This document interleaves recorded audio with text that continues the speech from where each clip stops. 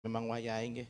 Muga Allah Subhanahu wa taala berikan kesehatan maksimal, berikan panjang umur sehat walafiat, dikabulkan semua hajat-hajatnya fid dunya wad dunya wal akhirah bisiril Fatihah. A'udzubillahi minasyaitonir rajim. Bismillahirrahmanirrahim. Ar-Rahmanir Rahim. Maliki yaumiddin. Iyyaka na'budu wa iyyaka nasta'in. Ihdinas siratal mustaqim. Siratal ladzina an'amta 'alaihim ghairil maghdubi 'alaihim waladdallin. Amin ya rabbal alamin. Bismillahirrahmanirrahim.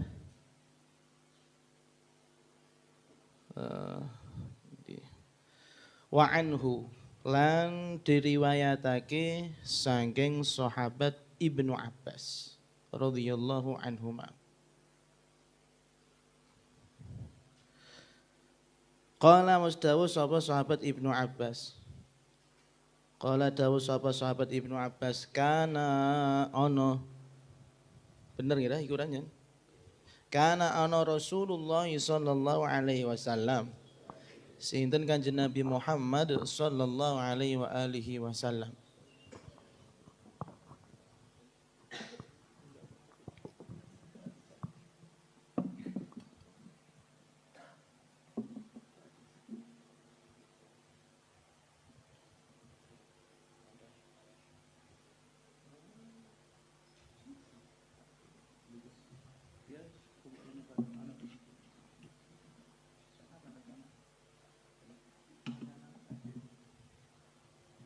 Benginging.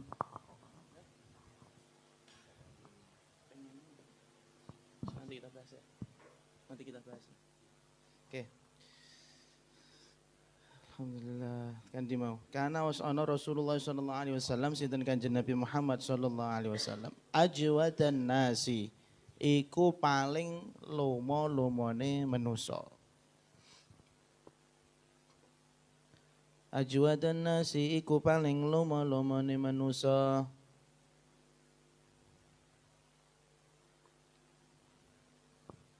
Ya Allah.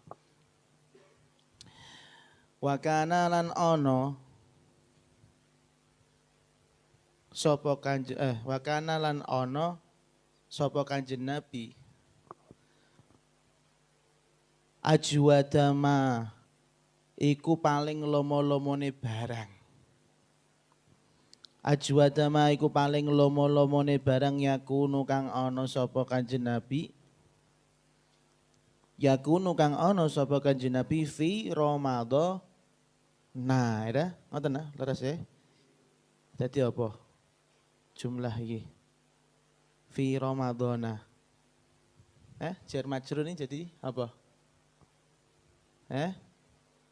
Khobar dari yakunu. Berarti ojo ragu santai.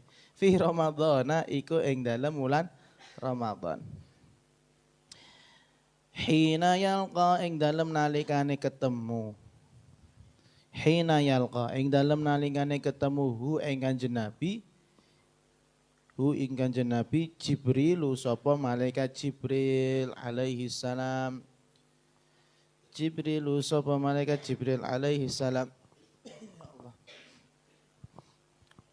Dua watuk kabeh padha ya wayahe. Iki ora wayah rabi tapi wayah watuk. Alhamdulillah nek wayah rabi aku susah. Nyumbang. Wa kana lan ana sapa Jibril.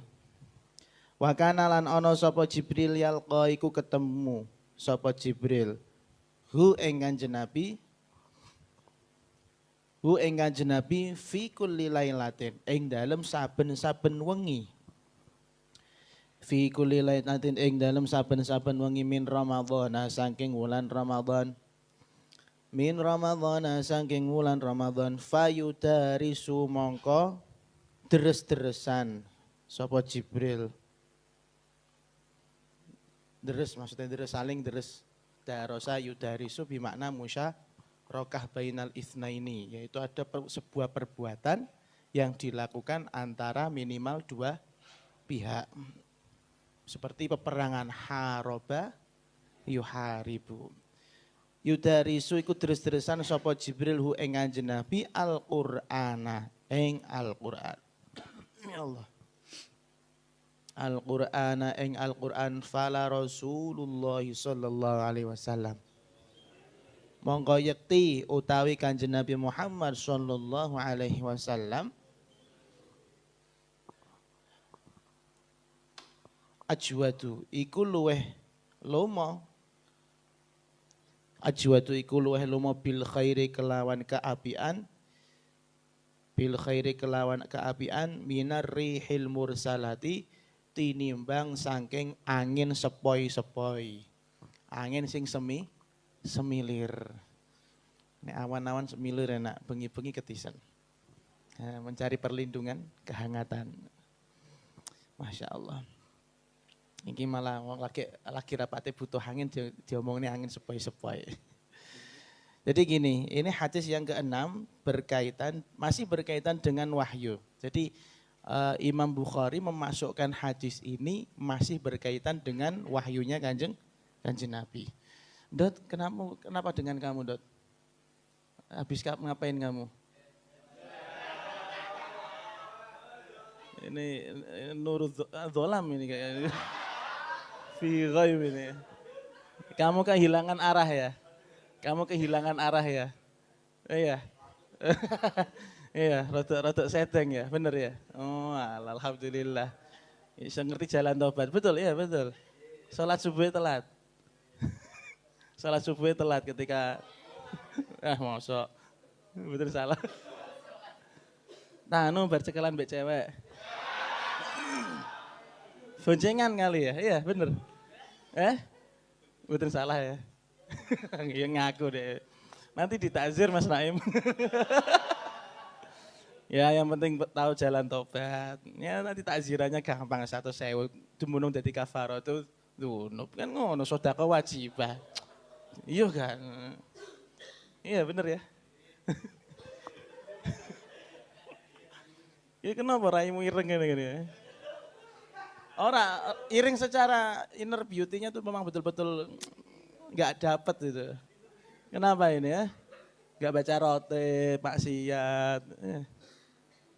Bener ya? Aduh bener lagi. Ya apa-apa. Nanti silahkan mengaku sama Naim nanti.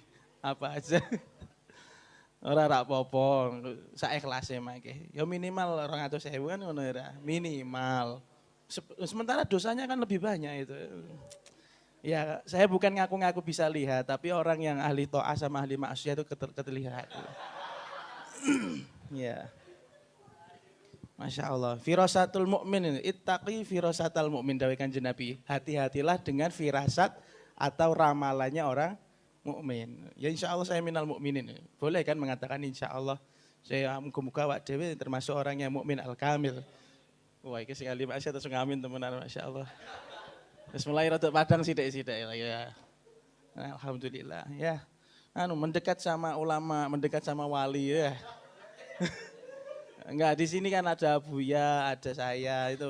Ya anggap saja seperti Kanjeng Nabi ketok biar kamu enggak kehilangan arah. Alhamdulillah daripada kehilangan arah betul. Ini sampai mana ini? Oh ya, hadis yang ke-6 ini masih berkaitan dengan wahyu. Kata Sayyidina Ibnu Abbas, beliau menceritakan sifat daripada Rasulullah Shallallahu Alaihi Wasallam. Itu menyifati sampai yang mana sifat ini tidak bisa kita takar secara akal. Karena Ibnu Abbas sendiri juga tidak bisa begitu mendeskripsikan sifatnya Rasulullah. Semua sahabat, hampir semua sahabat itu nek nyifati Kanjeng Nabi itu hanya sifat al-jamal, hanya keindahan. Tapi kalau kita bayangkan tidak bisa. Sampai bisa mengatakan, para sahabat mengatakan bahwasanya Kanjeng Nabi itu bercahaya, cahayanya seperti kadang ada yang mengatakan kasyamsi, seperti apa matahari saking silaune. Soalnya para sahabat ora wani mirsani ngerti ning ngene wajahe Kanjeng Nabi. Ada yang mengatakan kal qamar, ada keindahannya seperti rembulan yang tidak menyengat tapi membuat hati nyaman, tentram.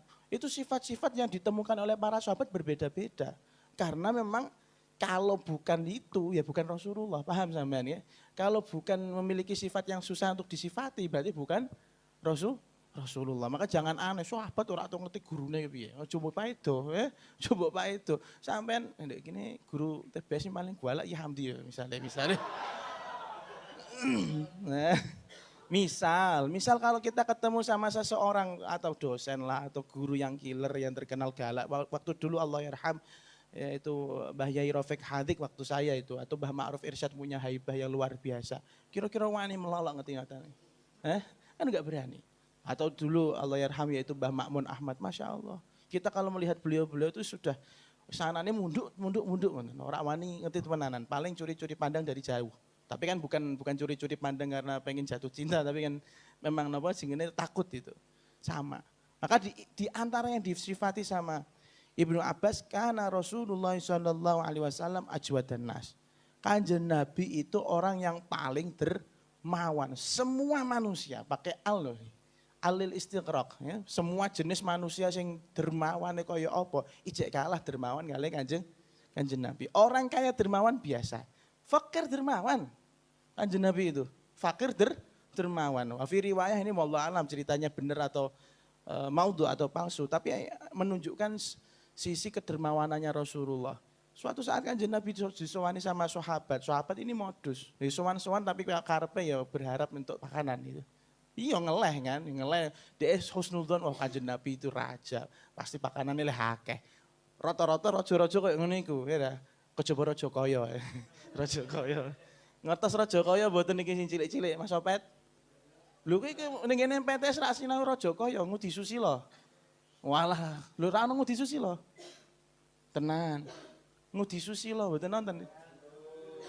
Nadoman ngudi susila, pegon. Wah, blurut iki berarti. Nah, sewajarnya rojo itu kan punya makanan yang banyak. Tapi khusus kanjeng Nabi itu raja atau bahkan khulafaur rasyidin mereka adalah raja yang tidak memiliki apa-apa. Nah, sahabat ini sowan. Ini wallah alam. Nanti tolong teman-teman yang punya kapasitas verifikasi hadis untuk memaudhukan atau memsahihkan ini silahkan cari ya. Mas Arif ya silahkan. Dicari sumbernya. Ustaz, ya betul ya. Itu kanjeng Nabi disowani sama sahabat, setelah itu kanjeng Nabi itu tidak pernah menolak tamu. Kemudian disogati. Sogatane nopo? Sogatane kurma yang memang hanya cukup untuk satu orang. Ini yang sisi maudhu'nya yang saya rada sanksi, yaitu kanjeng Nabi ngetokno 2 piring. 1 piring diberikan sama sahabat tersebut, yang 1 piring dibawa kanjeng Nabi ada sendoknya. Ini saya garis bawahi di sini ini yang terindikasi maudhu, tapi silakan nanti dicari. Itu kanjeng Nabi sampai etok-etoke melu dahar iku dikelontang-kelontang niku napa piringnya, tapi tidak pakai nada ya, tidak pakai ketukan yang berirama. Iku kan nanti nyanyi sampean. Enggak. Itu kelunting alias gini, kanjeng Nabi lagi dahar, aku tak melu mangan telap-telep, ngono lho maksudnya. Itu menjaga perasaannya sampai seperti itu. Kemudian apalagi, banyaklah ceritanya tentang Rasulullah yang kebaikannya itu tidak bisa dinalar orang. Wong sing nakal kaya apa, wis ora usah ado-ado. Perjanjian-perjanjian yang dilakukan antara kanjeng Nabi dengan kafir Quraisy, itu seakan-akan kita kalah terus, ya. Seakan-akan kanjeng Nabi itu dikasih fakta yang mana tidak mengenakkan, tidak menguntungkan kaum muslimin. Tapi kanjeng Nabi nuhoni ta mboten? Kanjeng Nabi menepati janji ta mboten? Sampai pada akhirnya tahun ke-8 perjanjian Hudaibiyah mereka berjanji gencatan senjata selama 10 tahun, ternyata orang kafir sendiri yang enggak kuat untuk ngejak perang, ya enggak? Ini kanjeng Nabi nuhoni, kanjeng Nabi itu luar biasa sifatnya, bahkan sama si kafir wae iso koyo ngono. Awak dhewe kan mboten. Wong lagi karo rival kancane antara Mochi sama Wafik. Mochi sama Wafik.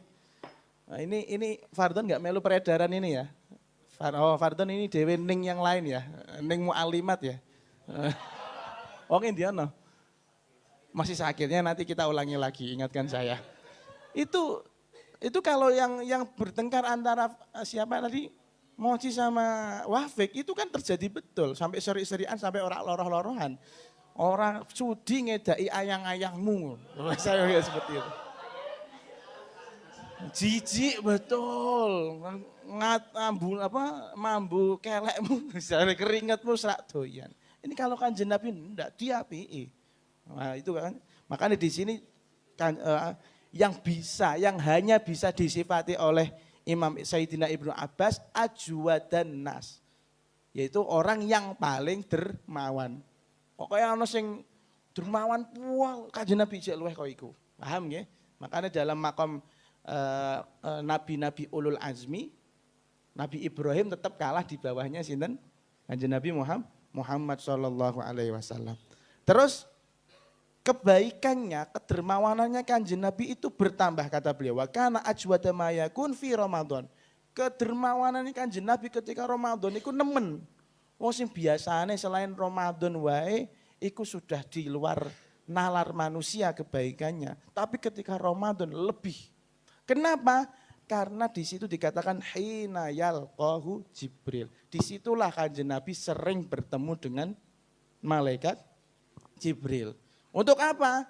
Fi kulli lailatin min Ramadan fayudarisul Quran. Setiap malam Kanjeng Nabi dengan malaikat Jibril ikut terus-terusan Al-Quran. Mudarosah. Wallah alam sistemnya kayak apa nanti kita tanyakan di akhirat. Ayat-ayat atau sak-juz kita nggak tahu. Nah, ini menunjukkan kepada kita. Ini di dalam syarahnya disebutkan. Kalau kita pengen ibadah kita ini meningkat. Kalau kita pengen amal soleh kita bertambah, baik secara kualitas dan kuantitas, harus bertemu dengan orang-orang yang tepat. Harus bertemu dengan orang-orang yang kita betul-betul cintai lillahi ta'ala. Wis ngene ae, cara gampangane. Ana wong tua, kemudian anaknya perantauan. Ya, anaknya perantauan. Kemudian kalau setiap hari ya kalau nggak ada anaknya masak ya ngger tempe goreng, tahu goreng, aku suka nggo bojone ngono. Tapi ketika anaknya pulang, wah, kira-kira sampean sing ngrasakno iki, kira-kira dimasak-masakno ta ora? Ibu itu biasanya rak tahu masak, aku mulai langsung disediakno sembarang. Wah, gitu mboten. Sasakno opor, masakno kebuli, masakno sing enak-enak. Sama. Itu baru ibu ya. Apalagi kamu ketemu yayang, wis nyoh, njaluk apa? Nyoh, mana. Menjadi baik karena bertemu orang yang dicintai, menjadi baik karena bertemu dengan orang yang tepat. Maka ini ngajari awake dhewe.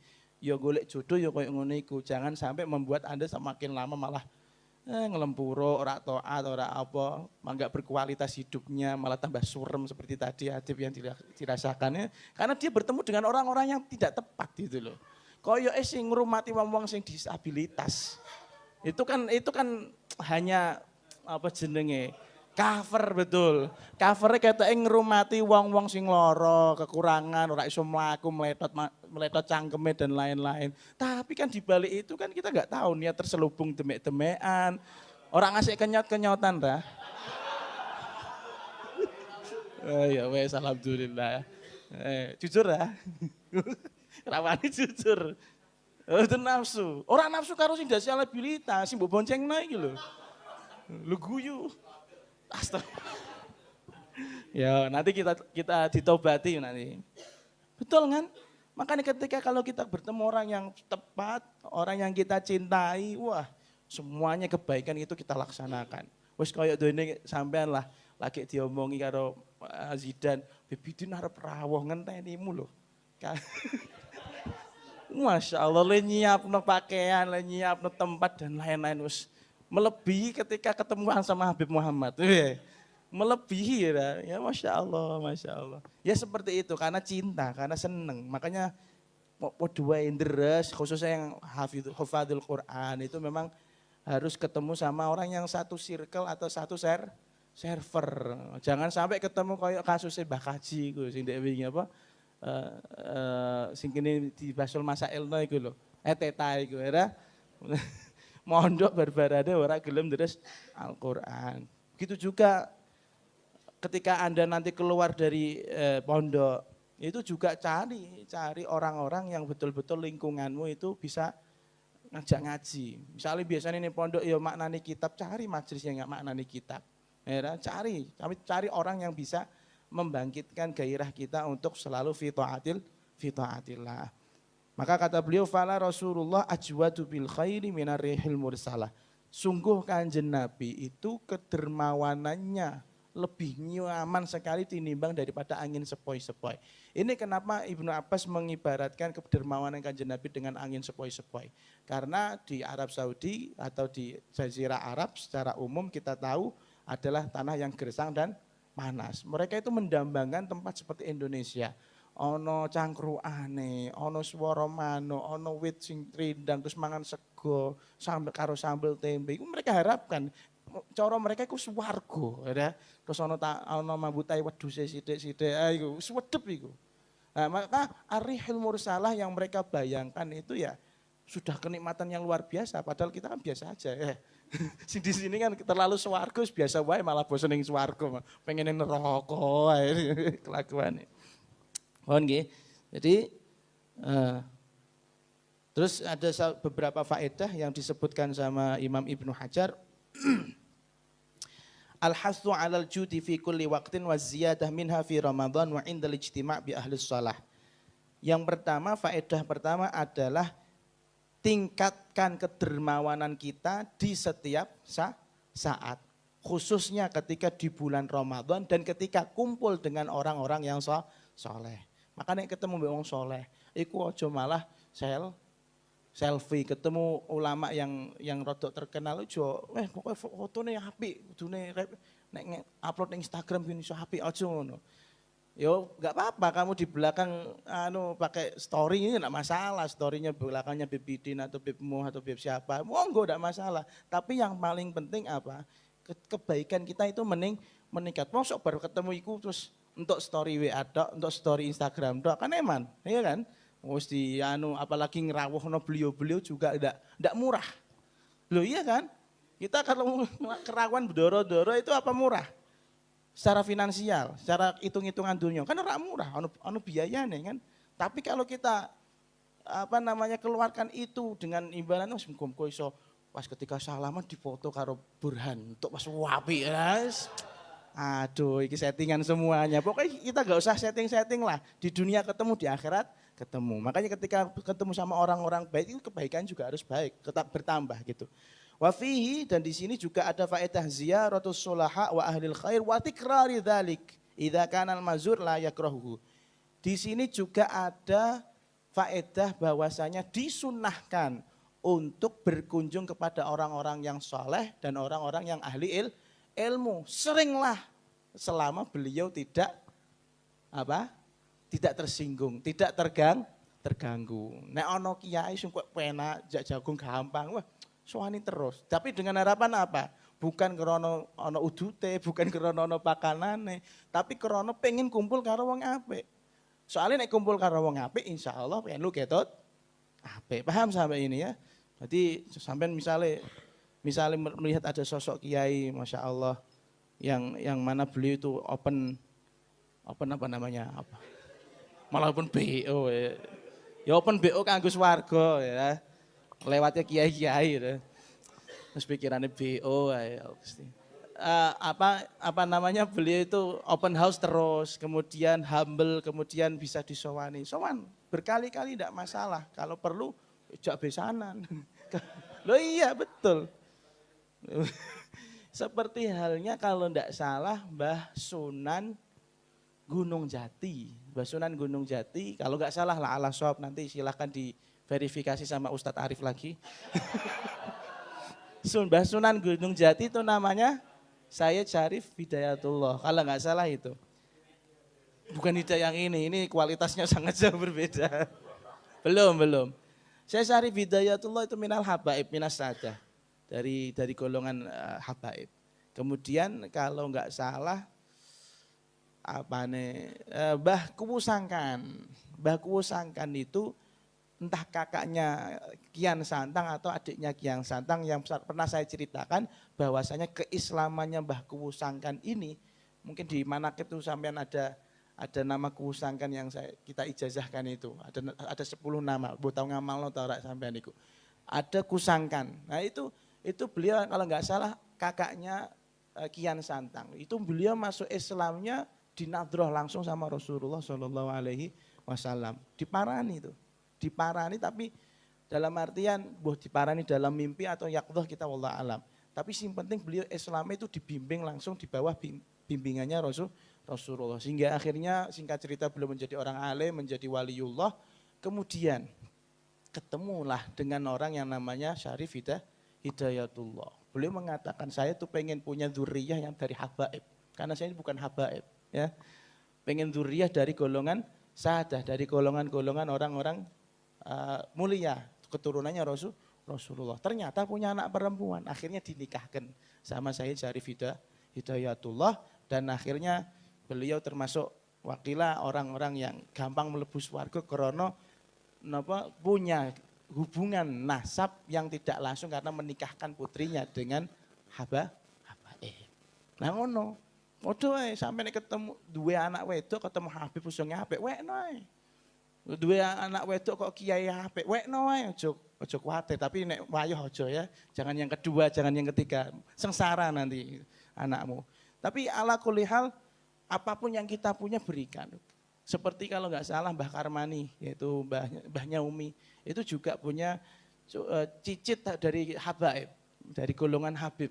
Karena beliau mentarbiyah anak-anaknya, mentarbiyah dzurriyyahnya agar menghormati para habaib. Sampai pada akhirnya, yuk untuk mantu sing habaib ya ono. Berarti Mbah Karmani duwe putu Habib, duwe putu Syarifah. Wis iso. Ya muga-muga iso kan ngoten ya, muga-muga iso. Kemudian wastihbabil iktsar minal qiraah fi Ramadan. Sunnah memperbanyak baca Al-Quran di bulan Ramadan. Ini sudah maklum. Mau faham, mau tidak faham, asal bacaannya tartil, mujawad, sesuai dengan hukum-hukumnya, insya Allah ada pahalanya. Terus, dan dikatakan wa kaunuha afdal min sairil adkar. Dan Al-Quran inilah zikir yang paling mulia dilantunkan ketika bulan Ramadan. Soalnya sudah ditaksis sama malaikat Jibril mudarosai nak liko bulan Ramadan. Bukan selapanan, setahunan pisan. Setahunan pisan malaikat Jibril mudarosah kali kanjeng Nabi. Awakmu aja dalil, wah aku setahun pisan ae nek ngono. Aja ngono kan. Malah hilang kabeh hafalanmu. Ya minimal kita selapan atau minimal kita punya aurat wirid-wirid sendiri. Kalau dulu di zaman saya masih mondok itu biasanya akeh cah pondok sing nyuwun ijazah dalail Quran sama mbahnya Gus Jul. Saiki sinten ingkang ijazahi? Mbah Badawi. Tok mboten Gusmu mboten. Nanti Gus Jul ya. Ganti Gus Jul. Tapi ketoke ora ahline Gus Jul. Nek dalail Quran saya enggak punya ijazahnya Gus. Ya nanti sampean cari secara gaib. Ya Allah. Terus kemudian di sini ada faedah juga, itu yang terjadi antara malaikat Jibril dengan kanjeng Nabi di tahun-tahun yang biasanya. Tapi khusus tahun terakhir, malaikat Jibril itu yata'ahaduhu marrotain. Bahkan malaikat Jibril itu mendatangi kanjeng Nabi bukan tiap malam tapi 2 kali sehari. Dua kali sehari. Karena kanjeng Nabi mau meninggal. Makanya wong sing arep mati iku nek wis ngerasa awake wis jompo, wis anak wis tuwa, encok dan lain-lain akehan penyakit, aja malah wis lemes ra iso. Malah letre-letre. Tapi kudu semangat nambah ibadah gitu loh. Aja ngalah aku ora kuat sembarang ora aku. Makanya saya itu masih heran, Masya Allah. Beberapa orang-orang tua kita itu ketika mau meninggal itu justru amal ibadahnya meningkat. Kayak mbahku dewe, Mbah Fatimah itu, beliau masih hidup juga seperti itu. Semakin tua ya insya Allah Quran juga masih hatam. Walaupun dalam keadaan stroke, walaupun dalam keadaan yang tidak memungkinkan, itu iso hatam. Awak dewe hatam ini pendak Ramadan, ngono ae mukadaman. Ngono ae mukadaman. Aduh, iki adib malah ra tau hatam, ra tau apa, wis balik-balik tobat-tobat. Terus wis meh isak nggih.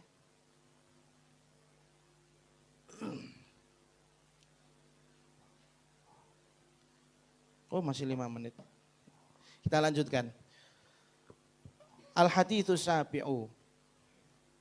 Wa anhu lan saking Ibnu Abbas. Iki hadis yang paling dawa. Ibaratnya kaya ayat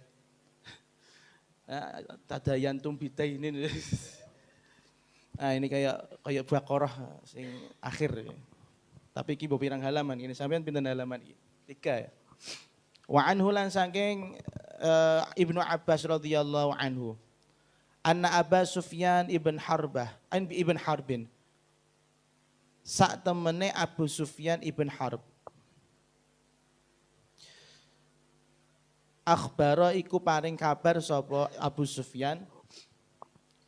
Akhbara iku paring kabar sapa Abu Sufyan hu ing Ibnu Abbas. Anna Hiraqla ing sak temene Raja Hiraql. Kalau bahasa Latinnya apa? Heraklius ya. Hercules, ya. Betul, Hercules. Mosok. Saya nggak tahu loh ya. Nanti diverifikasi sama Ustadz Arif. Musahah, mudhaif, muwadhi' sing dadi maudhu'. Ana Hiraqla ing sak temene Raja Hiraql arsala iku ngutus utawa kirim utusan sapa Hiraql. Arsala iku ngutus sapa Hiraql ilaihi marang Abu Sufyan. Lho sadan nggih. Nggih. Arsala iku ngutus sapa Hiraql ilaihi marang Abu Sufyan fi raqbin ing dalem rombongan. Fi raqbin ing dalem rombongan min Quraisyin saking golongan Quraisy.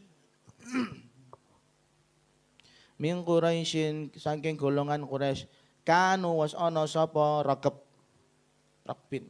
Kanu was ana sapa raqab tujaron. Iku pedagang, pira-pira pedagang.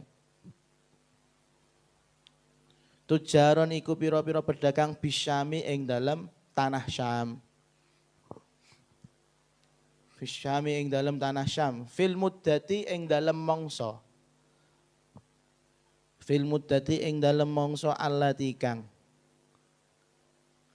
kang kana was ana Rasulullah sallallahu alaihi wasallam. Sinten Kanjeng Nabi Muhammad sallallahu alaihi wasallam madda iku ndawaake sapa Kanjeng Nabi. Ndawaake mangsa. Ini yang dimaksud masa gencatan senjata. Madda iku ndawaake sapa Kanjeng Nabi fiha ing dalem muddah utawa allati bisa fiha ing dalem allati Aba Sufyana ing Abu Sufyan waktu itu masih kafir. Aba Sufyana ing Abu Sufyan wa kuffar Quraisy lan pira-pira wong kafir Quraisy.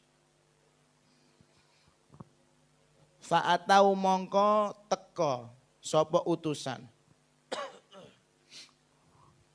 Fa'atau mongko teka sapa utusan hu ing Sufyan wa hum hale utawi rakbin bi Iliyaa iku ing dalem tanah Ilya. Bi Iliyaa iku ing dalem tanah Ilya. Ini kita terangkan sedikit, nanti kita pending dulu. Ini hadis menerangkan panjang sekali, nanti di akhir konklusi itu keren. Kerennya karena wahyu itu bisa dirasakan bukan hanya orang muslim, tapi orang kafir pun bisa merasakannya. Termasuk Heraklius ini.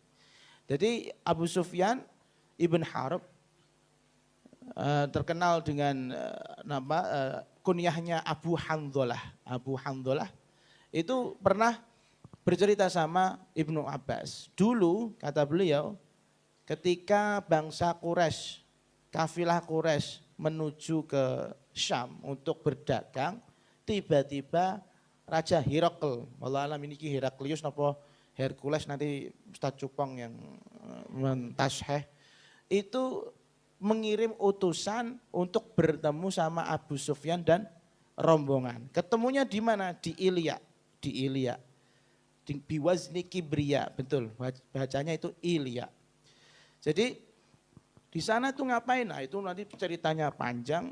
Ala kulli hal spoiler mawon bahwasanya wahyu, spoiler ya, episodenya itu masih panjang. Ini mungkin 5 atau 3 episode ini hadis ini. Ala kulli hal wahyu, kebenaran wahyu, kebenaran apa yang diterima oleh Rasulullah, baik itu Al-Quran, Kalamullah dan lain-lain itu, bisikan-bisikan yang diterima sama Rasulullah, itu bisa dirasakan oleh orang-orang yang non-muslim. Alias gini, kita itu disindir sama Imam Bukhari. Iki lho wong kafir ae ngerti nek nabimu bener. Wong kafir ae ngerti nek kanjeng Nabi itu tidak salah. Masa kita mau ragukan? Wong kafir ae ngerti nek wahyune itu bener kok. Awak dhewe sebagai orang Islam malah ada keraguan. Iki bener kalamullah, pegawenan kayak ngono iku. Iki hati-hati. Ini mengkuatkan mawon, mengkuatkan. Dan ini adalah satu pertanda besar bahwasanya betapa beruntungnya kita menjadi orang Islam yang gak pernah bertanya. Iya, gak kakean takon, gak kritis ya. Kita pokoknya nganut, apa dalilnya, pokoknya mlebu swarga ujuk-ujuk. Temenan, orang-orang seperti anda ini yang gak pernah nanya ujuk-ujuk mlebu swarga. Iya, kalau kritis malah repot meneh. Engko leren murtad dhisik barang. Iya nek pas balik iso balik Islam, nek ora malah murtad terus. Pun dienakke mawon. Sampeyan iki goblok ya alhamdulillah. Saya pernah ada cerita ini, ceritanya dari Mbah Mun. Mbah Mun dari Gus Bah. Gus Bah itu ngendikan gini. Kadang wong goblok itu enak. Di dalam dalil-dalilan dikatakan wong goblok itu gak enak kan gitu kan. Bahkan Imam Syafi'i yo gak rela kalau dirinya itu menjadi orang bodoh. Tapi Mbah Mun ngendikan gini. Kenapa wong goblok itu enak? Pernah suatu saat Mbah Mun itu tindakan pergi kemudian pakai bis ziarah atau Allah alam gitu, di sampingnya itu ada orang tidur. Padahal itu bis itu dalam keadaan mogok pas tanjakan. Dikuatir Mbah Mun wong pinter, kuatir nek remblong iso mundur terus mlebu jurang. Lah ketika Mbah Mun itu dalam keadaan seperti itu, orang yang di sampingnya orang kampung itu bisa lihat, "Mbah apa Mbah? Kok wedi ngono?" Ha iki nek rime blong, "Ala sopire wae kok serahno sopire lah wis." Kok bisa pikir, dikono Mbah Mun. Jadi pola pikirnya orang bodoh tuh kadang bener itu. Ya, wah posono sopire kok mbok pikir. Jen diurus sopire wae, pokok awak sing numpak sing kepenak turu. Masya Allah. Makanya kata Gus Bah, kadang wong goblok itu penting juga. Soalnya luweh selamat itu dalam artian tidak banyak tanya, tidak banyak cengcong ya. Akhirnya ujuk-ujuk ya selamat dhewe. Nah terus dikenekno karo Mbah Mun. Lah kowe mlebu swarga tan neraka bakale. Kok urusane kula? Ya urusane jenengan sing kiai lah. Kula tak anut kiai, jane mlebu swarga neraka urusane jenengan. Ya kok sopir iki mau. Iki arep selamat ora selamat urusane sopir. Padha wae juga urusan umat selamat ora selamat urusane kiai. Maka dari sini silahkan Anda memilih jalannya. Khusus bagi yang tidak punya pondok ya, khusus bagi yang tidak punya madrasah, khusus yang belum dipanggil ustadz ya silahkan berpikir-pikir lagi. Nah, bisa kalau sudah gawage seperti Mas Aska, kemudian Mas apa? Mas Nabil, Gus Jul, nah ini haram hukumnya ini. Haram hukumnya untuk mengelak dari status kiai. Oh Mbak Kaji, Masya Allah, Mbah Yai, menurut KBBI. Burhan barang, ya hati-hati. Ya, silakan dipilih temenanan, dipikir, diistikharoi enak kiai apa? Biasa. Nggih, pun. Tumakola apa iki? Tekan di fa'atahu bi ilya wallahu a'lamu bissawab.